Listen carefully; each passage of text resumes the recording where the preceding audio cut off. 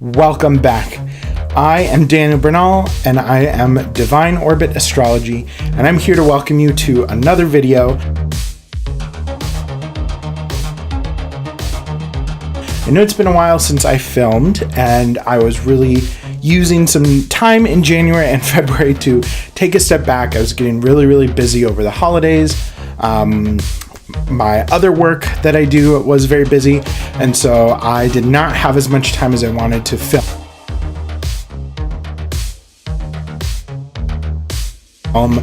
at the same pace that I was going at and get out daily posts for y'all. But I'm really excited to be back. This feels so good. And we are going to talk a little bit about the astrology that's been happening recently, and of course the astrology that is going to happen this upcoming week. If you've been following along with pretty much any astrology source, you know that Mercury is retrograde. Yes, last week on March 5th and all the way until March 28th, Mercury is in retrograde, meaning it looks like it's going backwards in the skies, and this is going to be the second time that it covers ground in Pisces. So we're doing a lot of revisiting things, reorganizing, reviewing, and Mercury is a planet of perception and communication. So when there is a need to redo something in that area, it probably means there's been a misunderstanding or new information, and we have to go back and do it again. I had some just really weird stuff happen to me last week related to Mercury retrograde. Definitely some very literal manifestations, whether it's like dropping a phone in water. Pisces is a water sign, Mercury is communication, or whether it's something to do with technology not working. I had a ton of things just go wrong with technology, and I would have to redo them all week long. Very frustrating. Anyway, the other great exciting thing that happened last week was Uranus moved into Taurus, and it's going to be in that sign for the next 7 months. They ask you how you are, and you just have to say that you're fine when you're not really fine. Oh my God, 7 years. And so that is really a huge shift for one of the outer planets that moves pretty slowly. And the first time that Uranus went into Taurus last May, before it went retrograde and went back into Aries one more time, that was around the time of the volcanoes in Hawaii.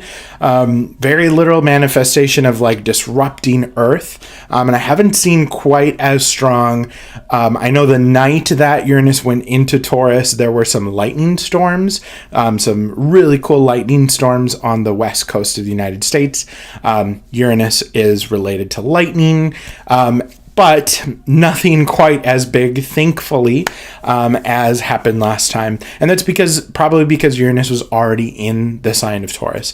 But anyway, we are now wrapping up all of the things that have happened before when Uranus went into Taurus, and we won't really see new things in that sign until I think April. End of April is when we'll see some new ground being covered around the time that Uranus and the Sun align. So anyway, if you have any fun Mercury retrograde stories, please put them in the comments below. I'd love to hear more.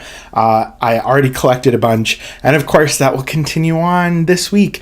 Mercury is actually making a lot of aspects this week with planets it already aspected the first time it went through Pisces directly. So now this week you might see even more of those kind of revisiting, redoing things. I'm just checking my daily planner. Mercury really didn't make any aspects last week at all, and it's still, we could feel that Mercury retrograde. This week it makes 1, 2, 3, 4 aspects with planets that it's already aspected before. So definitely going to see a lot of that, especially if it's hitting degrees in your chart.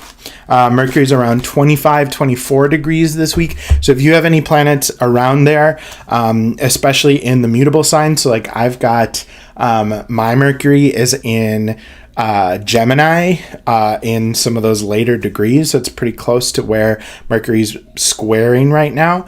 That might have been why I felt it super strongly last week. But if you have any planets in your personal chart that are near those degrees, you're going to really feel that this week. And if you're not sure, let's do a reading, or I'll get you a report and you can see about your chart and what you might be experiencing around this time or in the near future. My videos used to be pretty like chock full of stuff, and in an effort to kind of reduce some of that down, I'm going to start to do the top 2 transits of the week. The best one, and then the one that's probably going to be the most challenging for you. So without further ado, here is the Astro Tea, where we are going to talk about the upcoming week of March 11th through the 17th. There, as I mentioned, Mercury is making a lot of aspects from Pisces, and Pisces is where it's all at. The sun is also moving through that same part of Pisces. They're going to meet in the middle and actually directly align on... They're going to meet on Thursday. So the sun is making a lot of those same aspects, not all of them, because Mercury is moving the opposite direction pretty quickly this week.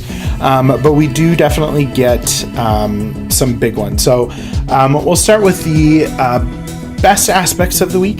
We've got some good stuff coming from Pluto in Capricorn, some opportunities there to help out, but they're definitely not the strongest aspect that's happening this week. I would have to say actually the meeting of Mercury and the Sun during that time is probably one of the best opportunities, just because the Sun is currently hiding Mercury. Mercury is retrograde. Mercury's in a sign that it does not like in Pisces, but Mercury being in the heart of the sun can kind of open that up. And honestly, some of that tension or clarity might need to be opened up. So that's going to happen again Thursday night.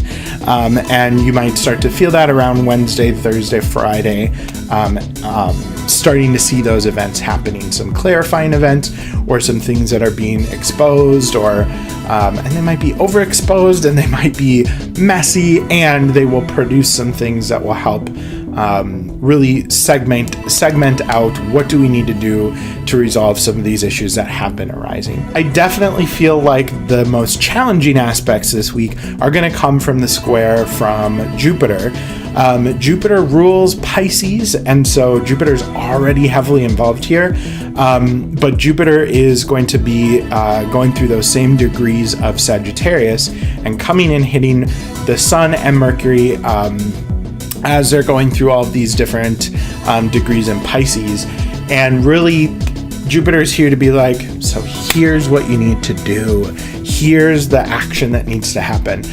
So we're really going to get some clear events and clear signals of what needs to happen, where things need to go from Daddy Jupiter. And I think it'll be helpful. It's a square aspect, so that can be kind of a action-packed or tense, but again, the resolution of that could be helpful. Either way, there's just a lot of drama. Take some deep breaths. Understand that a lot of these things aren't personal that happen this week or these weeks around Mercury retrograde, but they're really about confusion and different understandings, misunderstandings. Those can be clarified in time. So that's the Astro Tea. Those are the transits that are the top transits of the week. You can see more about how they might relate to your personal chart if you sign up for my mailing list. I talk about those top transits every week when I send that out. And if you're not subscribed already to my YouTube channel, please do. I plan on releasing weekly videos.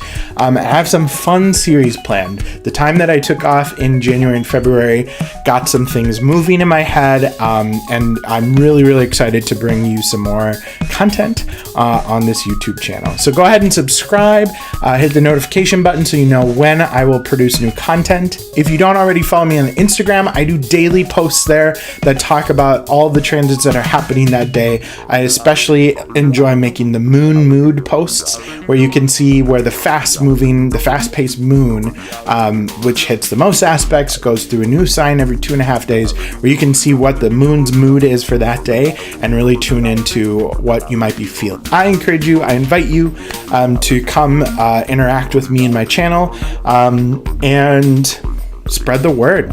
Make this, if you enjoy this, share it with someone that you think would also enjoy this. This is Daniel from Divine Orbit. I will catch you on the next cycle.